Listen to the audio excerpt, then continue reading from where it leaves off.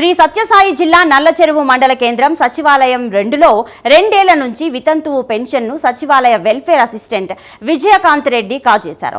నల్లచెరువు మండల కేంద్రంలో ఎల్లమ్మ వీధికి చెందిన మోహతాజ్ భర్త చనిపోయినందున వితంతువు పెన్షన్ అప్లై చేసుకుంది.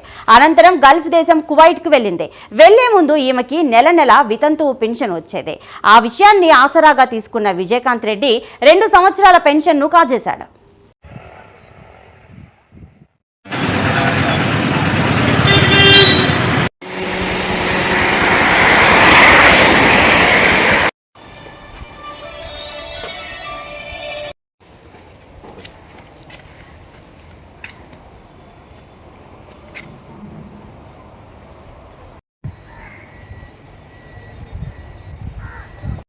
మండల పరిధిలోని నల్లజూరు గ్రామంలో షేక్ మెహతాజు వైఫ్ ఆఫ్ కబీర్ బాషా మేకల్ బజార్లో ఉండే నివాసి అయిన ఈమెకు భర్త చనిపోతే వితంతు పెన్షన్ మంజూరు కాబడినది.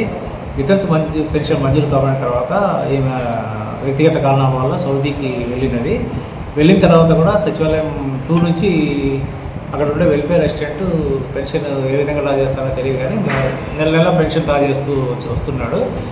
అదే వెల్ఫేర్ అసిస్టెంట్ ఈ మధ్య జరిగిన రీసెంట్ బదిలీలలో గాల్లదిన మండలానికి బదిలీ అయినాడు. అతను బదిలీ అవుతూ ఈ పెన్షన్ కూడా అక్కడికి ఆన్లైన్ ద్వారా అక్కడికి గాల్లదిన మండలానికి బదిలీ చేసుకొని అక్కడే పెన్షన్ అతను ఏ విధంగా పెన్షన్ పొందుతాడో మాకైతే అర్థం కావట్లేదు. పెన్షన్ డ్రా అవుతూ వస్తున్నది. ఈ మధ్య రీసెంట్గా ఈ పెన్షన్ దాఖలాలు లాస్ట్ మంత్ ఎండింగ్లో ఇండియాకి వచ్చి ఇక్కడ పెన్షన్ మళ్ళీ పునరుద్ధరించడానికి వచ్చినారు. కాబట్టి అక్కడ రికార్డ్స్ వెరిఫై చేయగా ఆన్లైన్లో గల్లదిన మండలంలో పెన్షన్ డ్రా అవుతున్నట్టు తెలిసినది.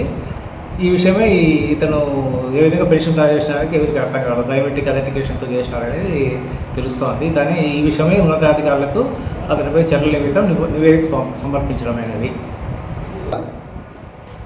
ఆమెకైతే పెన్షన్ అంటే ల్యాబ్స్ అయి ఉంటుంది. ఇన్ని రోజులు సౌదీకి వెళ్ళిపోయినారు కాబట్టి ల్యాబ్స్ అయిన ఉద్దేశంతోనే ఆమె మళ్ళీ పెన్షన్ పునరుద్ధరించడం కోసం వచ్చినారు.